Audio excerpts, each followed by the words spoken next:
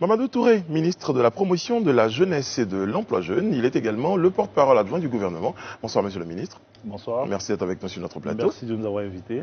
Ça nous fait plaisir que vous ayez accepté l'invitation. Vous pouvez ne pas être évident. Non, on regarde votre calendrier chargé. Il n'y a pas de sous-entendu dans la D'accord, ok. Monsieur le ministre, on va commencer par les chiffres, si vous le voulez bien. Oui, alors, la BAD et votre ministère avaient avancé des chiffres différents concernant le taux de chômage en Côte d'Ivoire. Votre ministère, donc, annonçait 2,8%, pendant que la BAD disait que le taux oscillait plutôt entre 70 et 90%. Faux, la BAD n'a jamais dit ça. Qui c'est qui a dit ça? Ces chiffres ont été annoncés par qui, monsieur le ministre? Alors, ce que la BAD a dit, c'est que le taux combiné d'emplois précaires et de chômage dans nos pays, notamment la Côte d'Ivoire et le Togo, aussi entre 70 et 90%. C'était pas spécifique à la Côte d'Ivoire? Non, ce que je veux dire, c'est que le taux de chômage, ce que la BAD dit, c'est que dans la plupart des pays africains, on a un taux de chômage qui est bas. 1,7% au Togo, 3% au Libéria, 2,8% en Côte d'Ivoire, etc. Mais que ce taux de chômage ne prend pas en compte toute la réalité. Et qu'en plus de ce taux de chômage, il faut ajouter donc le taux d'emploi précaire et d'emploi dans l'informel. Donc quand on combine les deux, on se retrouve par exemple à 90% au Togo. Alors que le taux de chômage au Togo est de 1,7%, mais le taux combiné de chômeurs et d'emploi informel est à 90%. Dans le rendu, certains ont réduit le taux de chômage à 90%. Donc la BAD n'a jamais dit que le taux de chômage... Alors je vous invite à lire le rapport 2018 de la BAD, à la page 25 précisément, vous retrouverez donc tout ce que je viens de vous dire. Donc vous êtes d'accord, vous voulez me dire ici que les chiffres annoncés par votre ministère sont en phase avec ce qu'annonce la BAD? Oui, ce que mon ministère dit, c'est que malheureusement, contrairement aux pays européens, etc., et ce que la BAD dit, c'est que la plupart des pays africains ont des taux de chômage qui sont très bas. Mais il ne faut pas se limiter à ce taux. Ce que la BAD nous dit dans son rapport, c'est que plus les pays sont pauvres, plus les taux de chômage sont bas. Parce que beaucoup de jeunes ou beaucoup de personnes sont obligés de mener des petits métiers pour pouvoir s'en sortir. Et donc, ces petits métiers ne leur permettent pas souvent de s'en sortir, d'avoir donc un emploi décent, d'avoir des revenus décents, etc. Et donc, voilà. Et donc, en Afrique, on ne peut pas se limiter seulement au taux de chômage tel que défini par le BIT. Il faut aller au-delà de ce taux et regarder la situation des personnes qui sont en vulnérabilité dans l'informel. Ce sont des emplois, monsieur le ministre, vous convenez avec moi, qui ne suffisent pas donc à étayer peut-être la thèse de l'emploi qui est de 2,8%. Vous êtes d'accord avec ça ou pas? Non, le chiffre de 2,8%, il est vrai. Mais ce qui est vrai aussi, c'est que ce chiffre ne suffit pas à lui seul à décrire la situation donc, de l'emploi dans nos États africains. Il faut tenir compte de tous ces jeunes, au risque de me répéter, qui mettent des petits boulots, qui peuvent travailler un jour sur deux, qui se cherchent, etc. Et qui sont en situation qui frôle le chômage. Parce que le chômage a une définition. Est considéré comme chômeur une personne qui ne travaille pas, qui est en situation de travailler et ensuite qui est à la recherche d'un emploi. Quand vous prenez un étudiant, il ne travaille pas, mais il n'est pas en situation de travailler, il n'est pas à la recherche d'un emploi puisqu'il va à l'école. Donc il n'est pas considéré comme un chômeur. Quand vous prenez une personne, ce qu'on appelle les découragés, qui peut se retrouver à la maison, qui ne travaille pas du tout, mais qui n'est pas à la recherche d'un emploi, il sort de la définition du chômage. C'est pour ça que la définition du chômage est une réalité dans les pays développés, mais dans nos États africains, cette définition ne tient pas compte de toutes les réalités. Et donc on va au-delà, on ne se satisfait pas de ce chiffre, on va au-delà de ce chiffre pour regarder l'immense majorité de personnes qui sont en précarité, qui sont dans l'informel, qui sont en insécurité du travail. Et c'est à partir de là que nous adaptons notre politique gouvernementale pour tenir compte justement de cette masse de jeunes qui sont en attente de réelles perspectives. Monsieur le ministre, 90% d'emplois précaires, comment vous appréciez-vous ces chiffres? C'est énorme ou pas? Non, pas 90% d'emplois précaires, plutôt 90% d'emplois dans l'informel. Parce que vous avez des gens qui sont dans l'informel qui s'en sortent. Hein. Vous pouvez avoir quelqu'un qui a son salon de coiffure, qui a son lavage d'auto, mais qui n'est pas déclaré, les travailleurs ne sont pas déclarés à la CNPS, qui n'est pas connu des services publics de l'État, mais qui s'en sort avec 1 million, 2 millions, 300 000 francs CFA par mois, il s'en sort. Mais vous avez aussi des gens qui sont dans l'informel, qui sont des petits cireurs, des vendeurs donc, à la sauvette, mais qui n'arrivent pas à s'en sortir. Donc on retrouve tout dans l'informel. Maintenant, dans l'informel, vous avez des travailleurs très précaires, donc c'est ceux qui n'arrivent pas à s'en sortir, qui, comme je l'ai dit tantôt, qui peuvent avoir un travail de telle sorte que, bon, un jour ou deux, ils arrivent à avoir du petit boulot, ou leur fonds de commerce est quasiment au jour le jour, et donc dès qu'il y a un petit accident, ils peuvent plus mener donc leur activité. Très bien, monsieur le ministre. On y reviendra, je pense. Mais rapidement, je pense qu'ils sont en situation d'emploi précaire, mais est-ce qu'ils sont pris en compte par vos différents chiffres et statistiques parmi la population active? Ah oui, bien évidemment. Donc quand vous annoncez la création d'emplois pour 200 000 jeunes chaque an, ces jeunes-là sont pris en compte? Oui, ça veut dire que quand ils se débrouillent et qu'ils créent leur propre business. Alors, quand vous aviez dans ce pays, entre 2000 et 2010, près de 400 000 jeunes Ivoiriens qui sortaient de notre système scolaire sans qualification. Donc, en situation de travailler difficilement, sinon de s'orienter uniquement dans le secteur informel pour s'en sortir. Notre priorité a été d'abord de gérer cette situation, d'abord arrêter l'hémorragie, parce que 400 000 enfants chaque année qui sortent du système scolaire sans qualification, mettez ça sur 10 ans, ça fait 4 millions de jeunes. C'est vrai que 77% de la population a moins de 35 ans. Je peux vous dire que nous avons les 14-35 ans qui sont à peu près 35% de la population, autour de 9 millions de personnes. Et donc il fallait arrêter l'hémorragie. Et pour arrêter l'hémorragie, il y a eu les réformes de notre système scolaire, les réformes de l'enseignement technique et professionnel, mais il y a aussi les mesures urgentes que le gouvernement a prises, donc les mesures prises dès 2011 pour apporter des réponses urgentes, concrètes, permettre à des jeunes sans activité d'avoir une première activité. On aura l'occasion de vous Après, je termine, il y a toute cette réforme pour pousser les jeunes vers la formalité, en se déclarant, etc. C'est ce que mon collègue des PME est en train de faire actuellement avec le statut du jeune entrepreneur. Ok. Monsieur le ministre, votre ministère, est-ce que votre ministère a une politique conjointe avec les différents ministères, dont celui de l'Éducation nationale et celui de l'enseignement supérieur, pour répondre à l'adéquation formation, emploi, dont on parle souvent? D'abord, nous sommes un ministère transversal parce que nous gérons certainement les jeunes, mais certains n'aiment pas le mot certainement, mais certainement ça veut dire sans doute, sans équivoque. Donc nous gérons donc les jeunes, mais ces jeunes se retrouvent à l'éducation nationale, se retrouvent à l'enseignement technique, se retrouvent, etc., un peu partout. Vous avez donc le président Ouattara qui a une vision. Donc, cette vision intègre toute cette dimension. Donc, éducation, je vous ai parlé des réformes qui ont été faites. Mais quand les jeunes vont à l'école, qui sont formés dans les bonnes conditions et qui ont des diplômes, il faut qu'ils travaillent. Pour qu'ils travaillent, nous avons l'agence emploi jeune qui développe donc des programmes pour les aider à travailler, à avoir des stages, etc. Et nous travaillons le ministère de l'enseignement supérieur avec le ministère de l'enseignement technique. Vous avez 10 000 jeunes qui sortent de notre système d'éducation technique chaque année, 10 000 diplômés. Donc le défi pour nous, c'est que ces 10 000 diplômés chaque année puissent avoir des stages. Et pour ce faire, nous travaillons avec le secteur privé.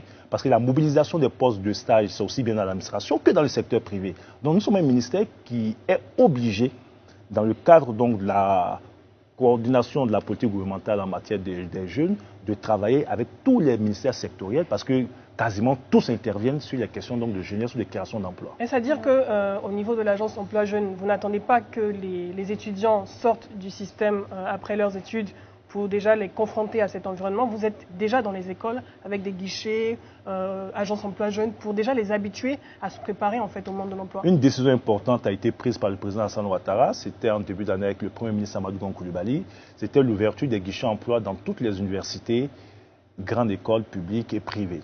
À l'université, par exemple, de Cocody, nous avons, avec le personnel de l'université, l'administration de l'université, mis en place un dispositif qui a permis à des milliers d'étudiants de bénéficier des services de l'agence emploi jeune en ayant donc des stages en entreprise, des stages d'évaluation, donc des diplômes.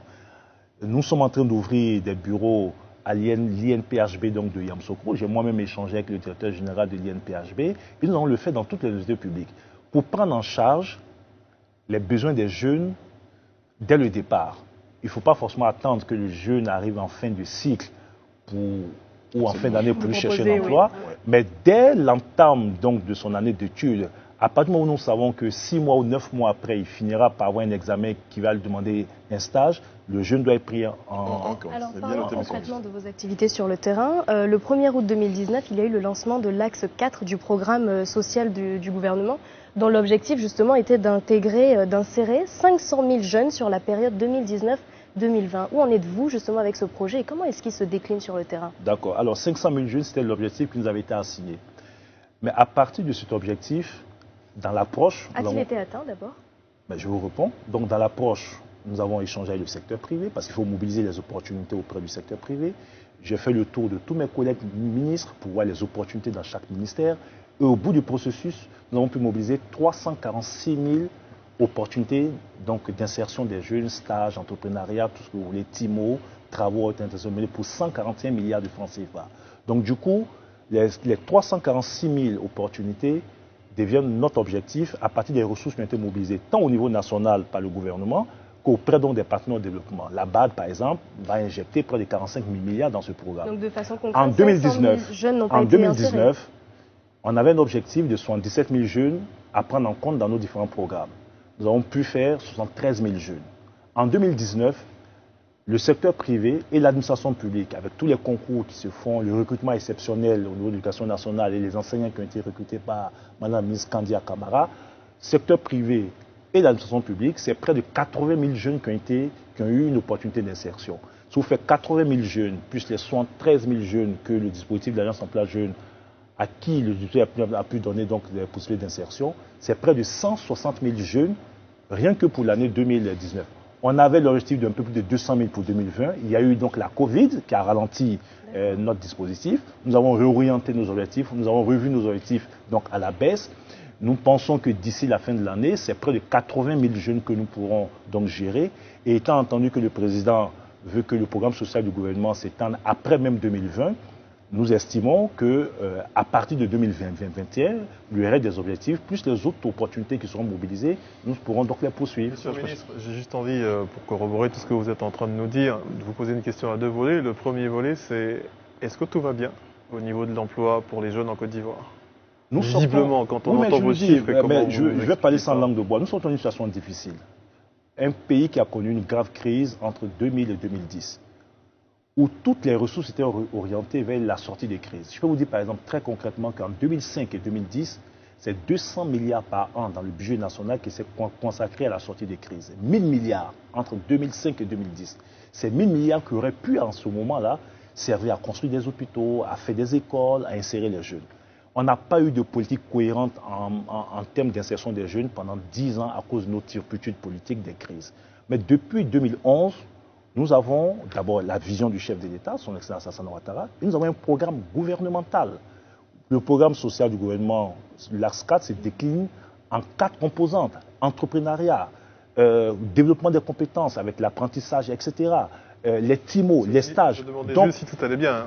Je ne dis pas que tout va bien, est-ce que c'est pas une excuse non. On recherche 10 ans après, monsieur le ministre. Mais si je viens de dire que tout va bien, ça serait démagogique de ma part. Personne ne croirait, monsieur le ministre. Ce que je dis, c'est qu'il y a une bonne dynamique. Et j'ai écouté le micro tour 3 que vous avez fait passer, où la majorité des jeunes qui sont exprimés estiment qu'ils se sentent bien dans leur pays et qu'ils ont des perspectives dans leur pays.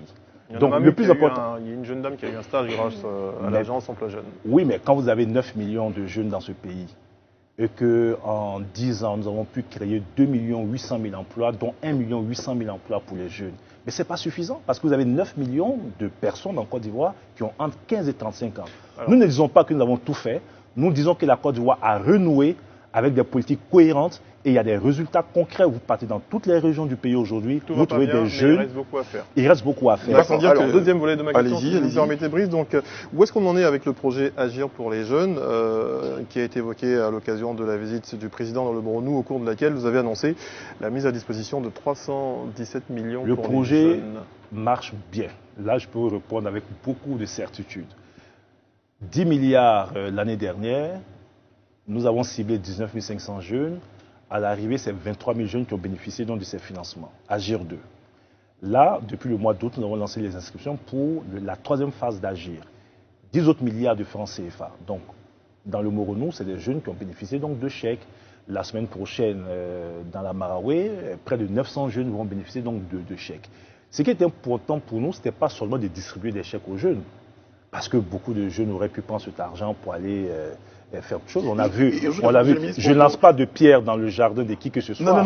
Mais il y a eu des fonds sociaux par le passé où la plupart des ressources ont été remises aux jeunes, ont servi à aller à l'aventure. Ce que nous faisons aujourd'hui, c'est l'encadrement. Tout jeune qui bénéficie d'un financement, doit être formé. Donc avec la COPEC, on s'assure que ces jeunes ont un minimum de formation en comptabilité lorsqu'ils veulent faire du commerce, etc. Et c'est tout le dispositif d'encadrement du jeune qui nous assure que les jeunes mènent réellement leurs activités et ça leur apporte quelque chose. 70% des jeunes qui ont bénéficié du programme dans la phase 1 ont remboursé cet argent. J'ai été moi-même sur le terrain, à Yamsokro, le jeune Kofi que j'ai vu, et d'autres jeunes que j'ai vus à Daloa. Combien il y en a eu et je suis jeunes qui ont bénéficié de ce programme? Il y en a eu combien? Alors, 23 500 jeunes. Et nous lançons encore pour 10 milliards, pour à peu près 23 500 jeunes. Mais moi, je suis heureux en tant que... Ils sont nombreux ceux qui ont réagi lorsqu'on on a lancé notre page Facebook, on devait recevoir. Dire, on n'a pas reçu, on n'en a pas bénéficié. Mais c'est normal, parce que 23 500 jeunes, ce n'est pas tous les jeunes de Côte d'Ivoire. C'est sûr. On a fait un programme dans la phase 2, il y a eu 100 000 jeunes qui sont inscrits. Sur les 100 000 jeunes qui sont inscrits, il y a 39 000 qui ont été formés. Monsieur, qu'est-ce que vous reprochez à ces jeunes-là qui regardent? Alors, sur les 39 000 qui ont été formés, 23 000 ont eu un financement. Donc, 18 000 n'ont pas peur des financements. Ce que nous avons demandé, c'est qu'ils seront priorisés dans la phase 3 qui vient de commencer. Qu'ils aillent s'inscrire. Les guichets emploi sont ouverts, qu'ils aillent s'inscrire pour saisir leur chance. Monsieur le ministre, parmi tous ces exemples que vous avez donnés, est-ce qu'il y a un cap en particulier dans le programme Agir 2 et même Agir 1 qui vous a particulièrement marqué en termes d'expérience, en termes de retour? Oui, moi je reviens sur ma visite à Yamsokro. Le jeune dont j'ai parlé qui est chauffeur de taxi, qui a eu 1 million de francs CFA, qui lui-même s'est débrouillé pour avoir un autre million, qui a acheté son taxi et qui me dit, monsieur le ministre, je fais un chiffre d'affaires de 10 000 francs par jour. Ou cette dame que j'ai rencontrée, qui vend donc le pain traditionnel, qui n'a eu que 800 000 francs CFA, et qui me dit que pendant les périodes de fête, elle fait jusqu'à 200 000 francs de vente jour. Et qu'avec le Covid et autres, elle est entre 20 000 et 30 000 francs jour. Donc voici des jeunes qui, avec des petits financements, avec la formation réussie, avec la conscience professionnelle qu'ils ont, qu'ils arrivent à mener des activités et qu'ils réussissent leurs activités. Je parle de ce dernier qui a eu sa boutique, qui travaille d'abord avec des Sénégalais, qui grâce à Agi, qui grâce à Agi a eu sa propre boutique, qui me dit qu'il fait entre 30 et 50 000 francs de chiffre d'affaires jour. C'est possible. Ils existent et moi c'est une fierté, c'est une satisfaction personnelle.